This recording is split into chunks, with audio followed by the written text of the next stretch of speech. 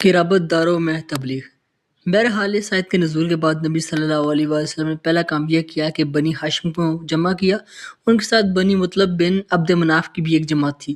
کل 45 آدمی تھے، لیکن ابو لہب کی بات لبک لی اور بولا، دیکھو یہ تمہارے چچا اور چچیرے بھائی ہیں، بات کرو لیکن نادانی چھوڑو، اور یہ سمجھ لو کہ تمہارا خاندان سارے عرب کی مقابلے کی تاب نہیں رکھتا، اور میں سب سے زیادہ حقدار ہوں کہ تمہیں پکڑ لوں۔ بس تمہارے لیے تمہارے باپ کا خانوادہ ہی کافی ہے، اور اگر تم اپنی بات پر قائم رہے تو یہ بہت آسان ہوگا کہ قریش کے سارے قبائل تم پر ٹوٹ پڑیں اور بقیہ عربی ان کی مدد کریں۔ پھر میں نہیں جانتا کہ کوئی شخص اپنے باپ دادا کے خانوادے کے لیے تم سے بڑھ کر شر اور تباہی کا باعث ہوگا۔ اس پر نبی صلی اللہ علیہ وسلم نے خاموشی اختیار کر لی اور اس مجلس میں کوئی گفتگو نہ کی۔ اس کے بعد آپ نے انہیں دوبارہ جمع کیا اور ارشاد فرمایا،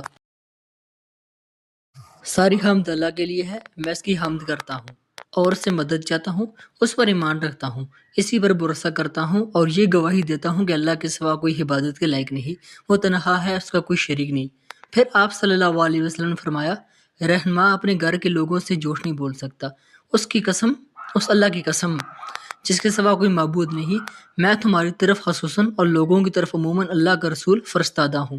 واللہ تم لوگ اسی طرح موت سے دو چار ہوگے جیسے سو جاتے ہو، اور اسی طرح اٹھائے جاؤ گے جیسے سو کر جاگتے ہو، پھر جو کچھ تم کرتے ہو اس کا تم سے حساب لیا جائے گا۔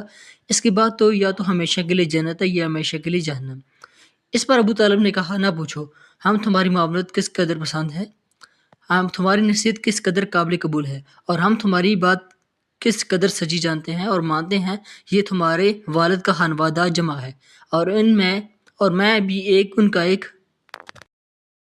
فرد ہوں۔ فرق اتنا ہے کہ میں تمہاری پسند کی تکمیل کے لیے ان سب سے پیش ہوں، لہٰذا تمہیں جس بات کا حکم ہوا ہے اسے انجام دو، واللہ میں تمہاری مسلسل حفاظت و اعانت کرتا رہوں گا۔ البتہ میری طبیعت عبد المطلب کا دین چھوڑنے پر راضی نہیں۔ ابو لہب نے کہا، یہ اللہ کی قسم برائی ہے، اس کے ہاتھ دوسرے سے پہلے تم لوگ خود ہی پکڑ لو۔ اس پر ابو طالب نے کہا، اللہ کی قسم جب تک جان میں جان ہے ہم ان کی حفاظت کرتے رہیں گے۔